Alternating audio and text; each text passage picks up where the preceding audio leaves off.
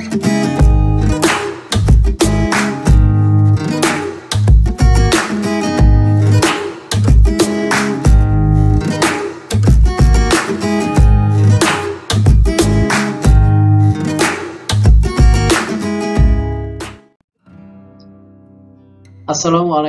warahmatullahi wabarakatuh. Selamat datang di video pembelajaran sekolah dasar. Apa kabar anak-anak? Sehat semuanya? Bapak berharap mudah-mudahan semua dalam keadaan sehat walafiat, selalu menjaga kesehatan, sering berolahraga untuk menjaga imunitas tubuh. Baik, pada pertemuan kali ini kita akan belajar di kelas 4, tema 4, berbagai pekerjaan, subtema 2, pekerjaan di sekitarku pada pembelajaran yang ke-1. Alangkah baiknya sebelum belajar, mari kita berdoa dulu. Berdoa mulai. Selesai. Baik, pada pertemuan kali ini untuk tujuan pembelajarannya adalah sebagai berikut. Baik, untuk yang selanjutnya Bapak mau bertanya pada pembelajaran 1 kali ini, mengapa orang harus bekerja? Apa manfaat yang diperoleh dari pekerjaan itu? Untuk lebih jelasnya, mari kita membaca. Setiap orang memiliki tujuan saat bekerja. Banyak yang memiliki tujuan mulia saat memilih suatu pekerjaan. Pernahkah kamu bertemu dengan seseorang yang bekerja untuk kepentingan orang lain? Kamu akan belajar tentang hal tersebut melalui cerita pendek berikut. Pak Weli adalah kepala sekolah dasar Cemara di pelosok Kabupaten Grobogan, Jawa Tengah. Beliau lahir di Labuha, Maluku Utara. Di sekolah ini, muridnya juga berasal dari berbagai daerah. Pak Weli senang melihat murid-muridnya dapat belajar dan bermain bersama tanpa mempersoalkan asal-usul. Semua unik, baik sifat maupun kecerdasannya. Sudin adalah penduduk asli Grobogan. Ia seorang anak yang suka membaca, percaya diri, dan pandai berpidato. Pak Weli ingin Sudin memperoleh pengalaman berharga melalui lomba pidato yang sebentar lagi akan diadakan di tingkat nasional. Sambil berpikir bagaimana memperoleh dana, Pak Weli mendaftarkan Sudin sebagai peserta lomba. Ia melatih Sudin setiap hari. Semakin dekat ke hari lomba, Pak Weli risau. Andai saja gajinya cukup untuk mendanai Sudin ke kota, pikirnya. Hingga suatu sore terlintas ide di benaknya. Dipandangnya kebun pisang di belakang sekolah. Hampir semua pohon sudah berbuah dan siap panen.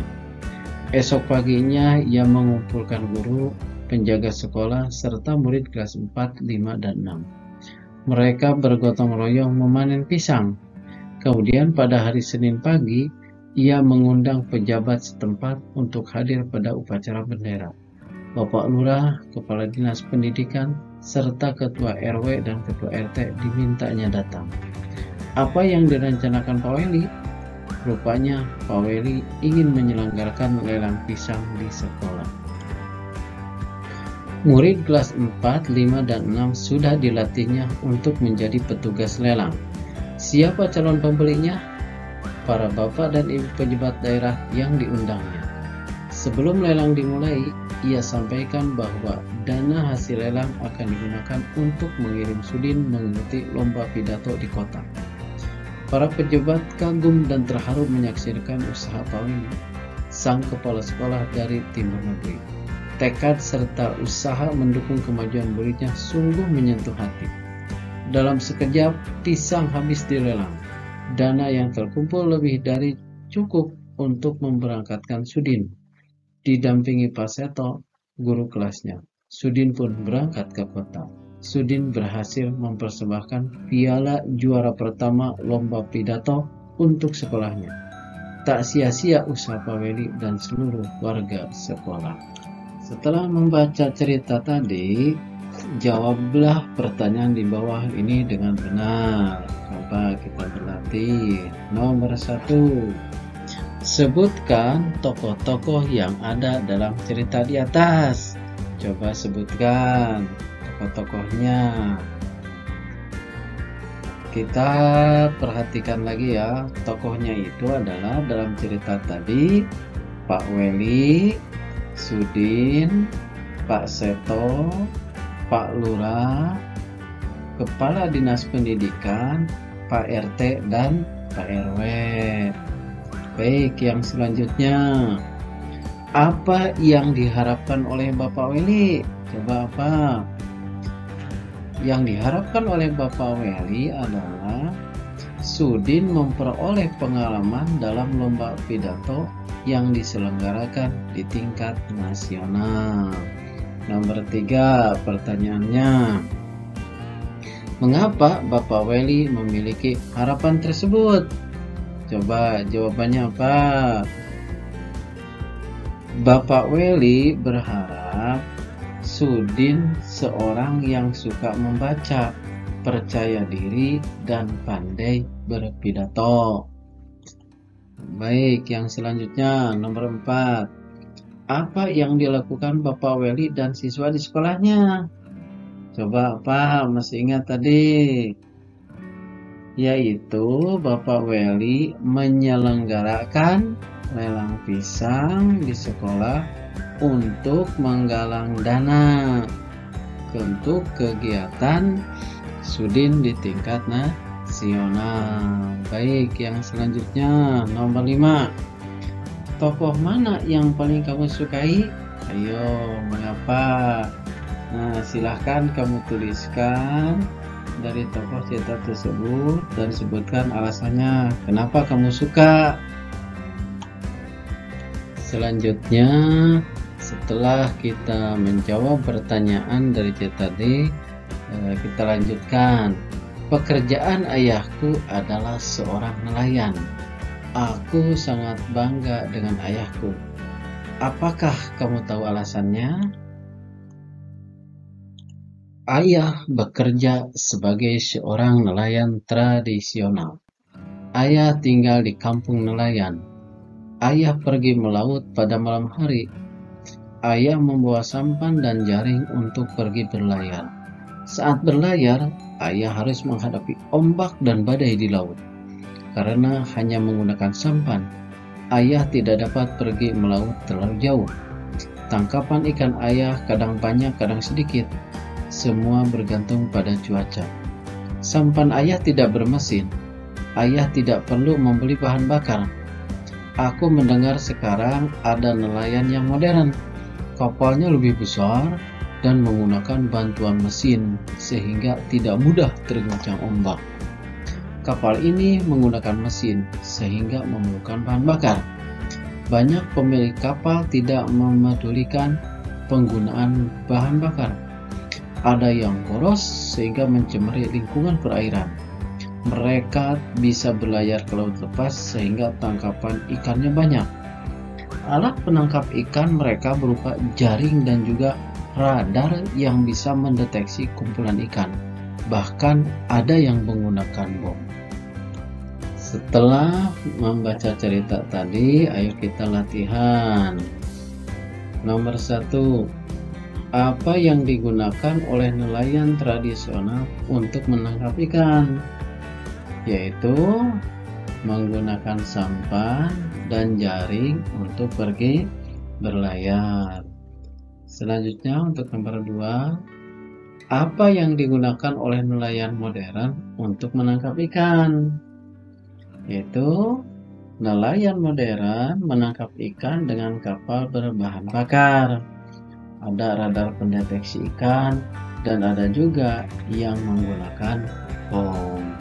Selanjutnya nomor 3, nanti kamu tuliskan ya di buku itu ada persamaan dan perbedaan dari nelayan modern dan tradisional. Silakan coba di dalam diagram pen.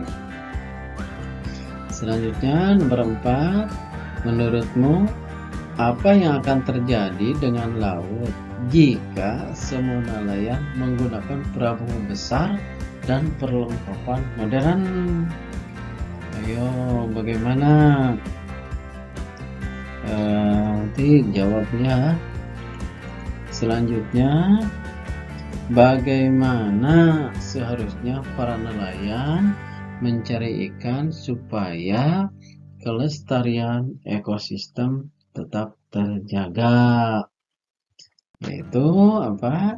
Sebaiknya nelayan menangkap ikan itu tidak menggunakan bom, racun, atau pukat harimau, tetapi alat penangkap ikan yang ramah lingkungan.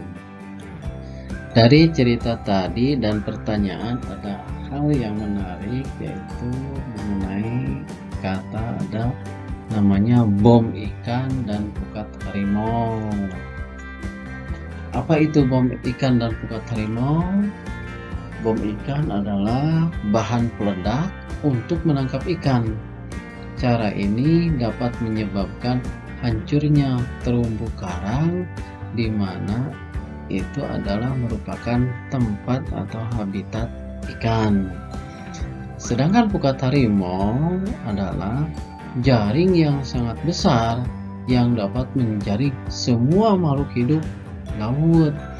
Itu jadi yang kecilnya pun bisa terbawa. Itu ya.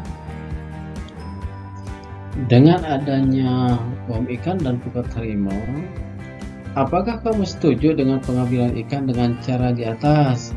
Coba jelaskan ya. Apakah akibat buruk yang akan terjadi jika pengambilan ikan menggunakan cara di atas? Para nelayan menangkap ikan begitu hebatnya dengan menggunakan bom ikan, dengan menggunakan pukat harimau. Nah, sekarang pertanyaannya, tahukah kamu ikan bisa dimakan? Coba kamu perhatikan gambar berikut ini. Gambar yang pertama adalah nelayan sedang menangkap ikan di laut. Kemudian hasil tangkapannya itu dijual ke pedagang pelelangan ikan. Nah, dari pedagang pelelangan ikan kemudian didistribusikan, diangkut ke pedagang, dijual atau juga ke konsumen langsung. Setelah itu konsumen ini wajib membersihkan ikan. Nah, setelah bersih, konsumen ini bisa memasak ikan. Nah, setelah memasak ikan, jelas baru kita bisa menyantap ikan. Sekarang pasti kamu sudah tahu bagaimana ikan itu bisa dimakan. Itu melalui beberapa proses tahapan atau kegiatan. Supaya kamu tahu, nomor satu, jenis kegiatan ekonominya adalah apa? Yaitu perdagangan. Kemudian jenis barang yang diperjualbelikannya yaitu apa? Jelas, itu ikan. Kemudian yang ketiga, jenis pekerjaan yang terlibat pada kegiatan tersebut. Ayo, siapa saja? Yaitu nelayan, pedagang ikan, dan pengangkutan barang. Kemudian apa hasil dari setiap pekerjaan? Hasilnya adalah ikan. Supaya kalian lebih memahami, Bapak sedikit menjelaskan, yaitu pekerjaan yang menghasilkan barang dan ada pekerjaan yang menghasilkan jasa. Pekerjaan yang menghasilkan barang yaitu pekerjaan yang menghasilkan sesuatu barang yang bisa digunakan oleh orang lain, misalnya pembuat makanan, petani, nelayan, peternak, dan pengrajin.